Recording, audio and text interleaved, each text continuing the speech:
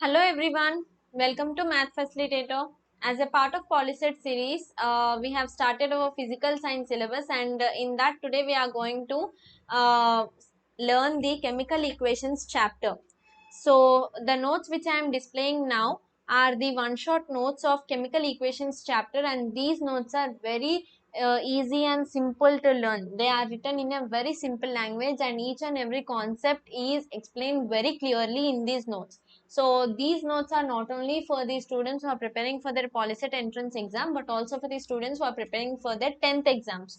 So the link of these notes will be provided in our description box, and if you click on that link you will be directed towards our blog, and in our blog you will find these notes and you can read from them there. Okay, now let us get into the topic, chemical equations. So let us see the definition of chemical equations. A chemical reaction expressed in terms of formula and symbols is called as chemical equation. So, before explaining the chemical equation, let us see what is chemical reaction. Okay, chemical reaction is nothing but it is a process in which one or more substances are converted to other different substances. Okay, so it is a permanent change. So this chemical reaction is a permanent change, that is it cannot be reversible, so it is irreversible change. So the substances which undergo these chemical changes have a few changes in them, like the substance color might change, there might be change in its temperature, or it may produce an odor, and also the taste of the substance might change, and it can even form as a gas, or it can also form as a solid, that is it can be precipitate. Okay, so the substances which undergo the chemical reactions have these changes, and by these signs we can estimate what is the chemical is the substance undergone a chemical reaction or not. Okay, so the example of chemical reaction is rusting of iron. It is a simple example. Okay, if you observed any time, if you leave an iron piece or a steel piece outside in open air for few days, after few days you can see the rust on the iron or steel piece which you have left outside. Okay, so that rusting is also a chemical reaction. So this rusting is formed whenever the iron reacts with oxygen and water. Okay, so the iron reacts with oxygen and water to form hydrated iron oxide. So this hydrated iron oxide is seen as rust. Okay, so this is a very simple example of chemical reaction. So a chemical reaction expressed in terms of formula and symbols is called as chemical equation. So we are representing the chemical reaction with the formulae and symbols. So this representation is called as chemical equation. Okay, a chemical equation of a reaction is written in form to show the change of reactants into the products by an arrow placed between them. Okay, so in a chemical reaction, the change of reaction from reactants to products is indicated by an arrow. Okay, we are placing an arrow between the reactants and products to indicate the change. Okay, uh, so reactants are nothing but the substances which are undergoing the chemical change, and the products is nothing but the newly formed substance, that is the substances formed after the chemical change. Okay, so the example of chemical equations is the reaction between calcium oxide and water can be written as word equation. In word equation, calcium oxide plus water give rise to calcium hydroxide. So this can be written in chemical equation with the use of chemical formulas. Okay, these are the chemical formulas. So calcium oxide is a chemical name, and we are replacing the calcium oxide name with the uh, chemical formula, that is CaO. So this is the chemical formula of calcium oxide, and we are replacing water with H2O. and calcium hydroxide with CaOH2. So this is the chemical equation. CaO plus H2O gives rise to CaOH2. This is the way we are writing the chemical equations. Okay. The substances which undergo chemical change in the reaction are called as reactants, and the new substance formed are called as products. So if you see in this, if you consider this example, in this example, CaO and H2O are reactants. Okay, these are reactants, and CaOH2 is product. Okay, so the substances which undergo chemical change in the reaction are called as reactants, and the substances which are formed after the reaction is called as products. Okay, in the above equation, calcium oxide and water are reactant and calcium hydroxide is product. Okay. Change of reactants to products is shown by an arrow placed between them. So, as I said just now, the change of reactants to product is shown by an arrow. Okay. The arrowhead point faces the product, showing the direction of the reaction. So how is the arrow facing? It is facing towards the product, so it is showing the direction of the reaction. Okay, the reactants are written on the left side of the arrow and the products are on the right side head of it. Okay, so how are the reactants and products are written? So reactants are written on the left side of the arrow, right? These are reactants. We are writing them on the left side of the arrow. This is left side, right? So this is the product and we are writing the product on the right side of the arrow, that is towards the head of the arrow. Okay. Next, we will see few examples of chemical equations. Zn plus 2HCl gives rise to ZnCl2 plus H2. Zn is nothing but zinc, and zinc plus hydrochloric acid gives rise to zinc chloride plus hydrogen. Okay. Next equation, H2 plus O2 gives rise to 2H2O. So hydrogen plus oxygen gives rise to water. Okay. Next, FeO3 plus 2Al gives rise to 2Fe plus Al2O3. So Fe is nothing but iron oxide. It is reacting with aluminium to give molten iron plus aluminium oxide. Okay, so this is about the chemical equations. Next, let us move to balanced chemical equation.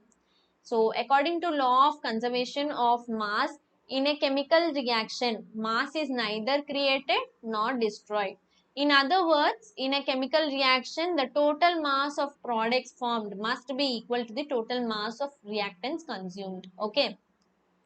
So in a chemical reaction, the total mass of the products formed must and should be equal to the mass of the reactants consumed. Okay. An atom is a smallest particle of an element that takes part in a chemical reaction. It is the atom which accounts for the mass of any substance. So obviously you all know that in every chemical reactions the atoms are only the one who are taking place. Okay, and the mass of these atoms is considered.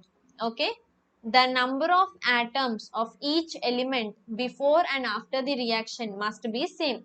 So the number of atoms of each element must be same before and after the reaction. Okay, the chemical equation in which the number of atoms of different elements on reactant side is as such as those on the product side. So the number of atoms of different elements should be uh, is called as balanced chemical equation. So whenever the number of atoms on the reactant side is equal to the number of atoms on the product side, then the equation is called as balanced chemical equation. Okay. Balancing chemical equation involves finding out how many formula units of each substance take place in the reaction. So balancing chemical equation involves, so by balancing chemical equation, we are finding how many formula units of each substance are taking part in the reaction. Okay, formula unit E is nothing but one unit of atom or ion or molecule corresponding to given formula.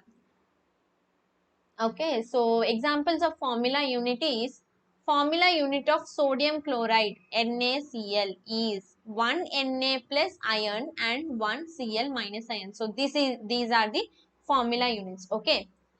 Next, formula unit of magnesium bromide MgBr2 is 1 Mg2 plus ion and 2 Br ions. Okay. Next, steps to write balanced chemical equation. So there are few steps to write the balanced chemical equation. Let us see them. So let us consider chemical reaction of hydrogen with oxygen to form water. So to observe these steps, we are taking the chemical reaction of hydrogen with oxygen to form the water. Okay. So step 1, write the equation with correct formulae for each reactant and product. So firstly, we have to write the equation of the products and reactants. Okay, like hydrogen H2 plus oxygen O2 gives rise to water H2O. These are the chemical formulas. So we have to write the chemical formulas correctly. Okay. Next, primary equation. Chemical equation which has only molecular formula of substance and not got balanced is called as primary equation. So the total number of atoms of each molecules. So molecular formula is nothing but the total number of atoms. Okay. So the total number of atoms of each element. Okay. So the chemical equation which has only molecular formula of substance and not got balanced is called as primary equation. So the equation which has only molecular formula and which is not balanced, that equation is called as primary equation. So write the primary equation. So this is the primary equation, right? This is not balanced equation, but it have a molecular formula, right? H2 plus O2 gives rise to H2O. So second step, identify the suitable coefficient. Coefficient is nothing but it is a whole number written before formula for balancing chemical equation. Okay. It is a whole number which we are writing before the formula to balance the chemical equation on product side as well as on the reactant side. Okay. So coefficient indicates number of formula units required to balance the equation, right? Coefficient indicates the number of formula units which is required to balance the chemical equation on both sides. Okay.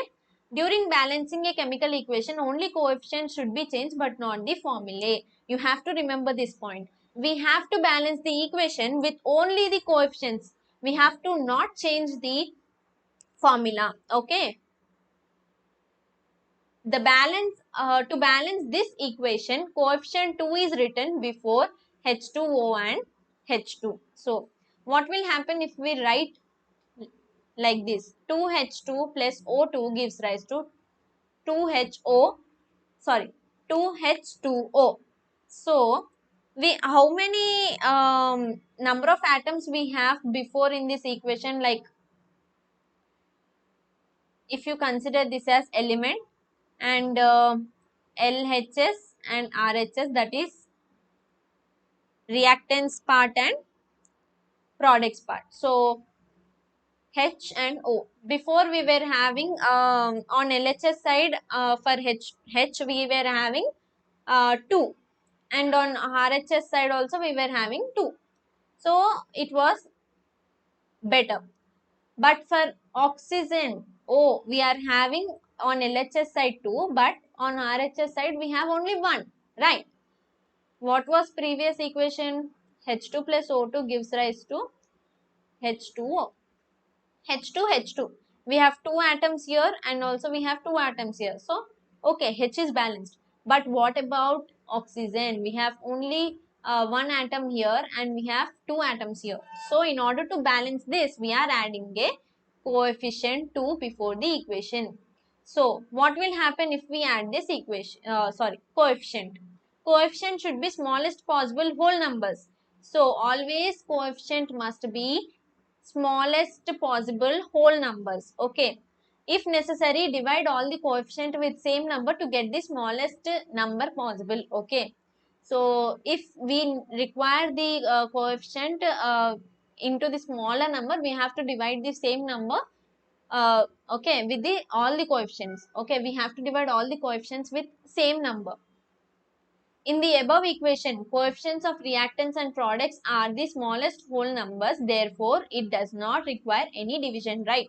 We are adding 2. So, this is the smallest coefficient whole number. So, we does not require any division here. Okay. So, 2H2 plus O2 gives rise to 2H2O. Step 4. Verify the equation for balancing of atoms on both sides of the equation. In the equation, 4 atoms of hydrogen and 2 atoms of oxygen are same on both sides of the arrow mark, right? After adding coefficient 2, we have 4 atoms, right? 2 plus 2, 4 atoms of hydrogen, and on product side, we have 4 atoms of hydrogen, right? So, hydrogen is balanced. And coming to oxygen, we have 2 atoms of oxygen on reactant side, and here also we have 2 atoms of oxygen, right? So this is also balanced. So totally the chemical equation is balanced, that is the number of atoms on reactant side is equal to the number of atoms on product side, right? Okay, so hence the chemical equation is balanced. Okay, next, making chemical equation more informative. So chemical equations can be more informative by expressing physical state, heat evolved, pressure, etc. So physical state, the physical state of substances, the physical state of substances must be mentioned along with their physical formula, like gaseous, solid, liquid, like that. We have to mention the physical state of the substance, okay, with the physical formula. Like example, Fe2O3 plus 2Als gives rise to 2Fes plus Al2O3s. So here, what is S? This S is nothing but, it is mentioning that it is a physical state, and it is mentioning that the physical state of this Fe2O3 is solid in nature. Okay. And coming to aluminium, this is also solid in nature, and Fe also solid in nature, and Al2O3 is solid in nature. So we are mentioning the physical state of the substances. Okay. Next one, Na2SO4 Aq plus BaCl2Aq gives rise to BaSO4S plus 2NaClAq. So Aq is nothing but aqueous. Okay. It is aqueous in nature. So this is the physical state of Na2SO4. It is aqueous. Okay. Whereas BaSO4 is solid. Okay. So here he mentioned S is solid, L is liquid, G is gas, AQ is aqueous. Substance is present as a solution in water. Okay. Next, ZnS plus H2SO4L gives rise to ZnSO4L plus H2G. So here S is solid, L is liquid, and G is gas. Okay. This is the way we are indicating the physical state of the chemicals we are using in the chemical reactions. Okay. Next, heat changes. Heat is liberated in an exothermal reactions, and heat is absorbed in endothermic reactions. So, in reactions where the heat is liberated, that is heat is evolved, that reaction is called as exothermic reactions, and the reactions in which the heat is absorbed, that reactions is called as endothermic reactions. So, the examples of this is Cs plus O2G gives rise to CO2G. So, it is a exothermic reaction. So, here the heat is liberated. Carbon plus oxygen are reacting together and forming as CO2, carbon dioxide. Okay. and whereas the heat is liberated in this case, so it is called as exothermic reaction. Next example, N2G plus O2G gives rise to 2NO. So nitrogen and oxygen are reacting together to form NO. So here we are getting the heat is absorbed. So it is endothermic reaction. So here we are mentioned plus Q and minus Q. This is because Q is heat energy, okay, which is shown with plus sign on the product side for exothermic reaction and minus sign on product side for endothermic reaction. So we are indicating plus sign for exothermic reactions and minus sign for endothermic reactions, and both are on only product side, okay. These are only indicated on product side. Next, gas evolved, if any. If a gas is evolved in a reaction, it is denoted by an upward arrow in this manner, okay. Example, ZnS plus H2SO4 gives rise to ZnSO4 plus H2. So in this reaction, hydrogen gas is on the product side, so it is evolved. We are getting a hydrogen gas after the reaction, so we are indicating this as upward arrow, okay. Next example, C plus O2 gives rise to CO2. CO2 is carbon dioxide. Obviously, it is a gas. So, we are indicating the gas as upward. And it is a, as here plus sign is indicated for exothermic reaction. So, likewise, we are indicating plus Q. It is exothermic reaction. It is also a exothermic reaction. Okay. Next, temperature, pressure or catalyst etc. is usually written over or below the arrow in the equation. So, temperature, pressure, anything is written on the written over or below the arrow. So, example, 2 AgCl gives rise to 2 Ag plus Cl2. In what temperature? In sunlight. Okay. Okay. This is this temperature, pressure or catalyst. These all are indicated on upside or downside of the arrow. On these two only we are indicating. Okay. Next, interpreting a balanced chemical equation. So, chemical equation give information about reactants and products in the reaction. So, what information we are getting from the chemical equation? We are getting the information of the reactants and products which are taking place in the chemical reaction, right? Next, ratio of molecules of reactants and products. So, we are knowing the ratio of molecules of reactants and products which are taking part in the chemical reaction. Next, atomic mass of reactants and products. So, we are knowing the atomic mass of the reactants and products. Atomic mass is nothing but the average mass of the elements used. Okay. Next, molar mass of reactants and products. So, molar mass is nothing but we get molar mass by dividing the mass of the chemical component or element with the amount of substance. Okay. So, this molar mass is also known by the chemical equation. Okay. Next, relative masses and mole number of reactants and products. So, we are knowing the relative masses, that is mass of the atom we are using. The mass of the atom we are using, and as well as the mole number of the reactants and products. Mole number is nothing but it is a unit. We use a wide amount of atoms, so we mention it as mole number. Okay. Example, consider the following chemical equation. C plus O2 gives rise to CO2.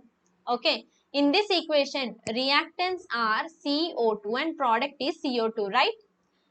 C and O2 are reactants and CO2 is product. Okay. Ratio of moles of CO2 and CO2 is 1 is to 1 is to 1. Okay. The ratio of moles are 1 is to 1 is to 1. The atomic mass of C is 12U. Okay, the atomic mass of C is given as 12U. O2 is 32. That is 2 into 16. Okay, 2 into 16 equal to 32U. Okay, CO2 is 44. 12 plus 2 into 16 equal to 44. Okay. Next, molar mass of C is 12 grams. O2 is 32. 2 into 16 equal to 32. CO2 is 44. 12 plus 2 into 16 equal to 44. This 12 is for C and 16 is for oxygen, and we are multiplying by 2 because we have O2. We have 2 atoms, so we are multiplying it by 2. Okay, we get the total molar mass of CO2 as 44 grams. This is same for this also. O2 16, because we are using 2 atoms, so 2 into 16 32, as well as here also it is same. Okay. Here, to burn 12 grams of carbon, 32 grams of oxygen is required, and it gives 44 grams of carbon dioxide. So by this masses, we can understand that to burn 12 grams of carbon, we require 32 grams of oxygen, which gives 44 grams of carbon dioxide. Okay. Next, 32 grams of oxygen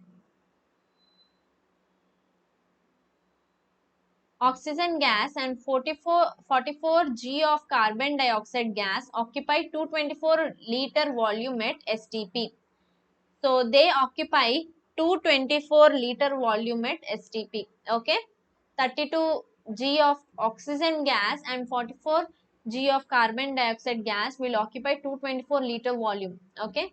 12 G of carbon, 32 G of oxygen and 44 G of carbon dioxide have some number of molecules or atom that is equal to Avogadro's number 6.023 into 10 to the power 23. So 12 G of carbon, 32 G of oxygen and 44 G of carbon dioxide have the same number of molecules, okay, or atoms that is equal to the Avogadro's number. So this is the same number of 3 components, okay. Next, limiting reagent. So what is limiting reagent? In a reaction, the reactant available less in amount is called as limiting reagent. It limits the amount of chemical reaction. Okay. So limiting reagent is the available less in the reactant available in less amount. So the reactant which is available in less amount in a chemical reaction is called as limiting reagent. It limits the amount of reaction. Okay. So that's all. This is the chemical equations chapter. If you like this session, do like, share and subscribe to Math Facilitator.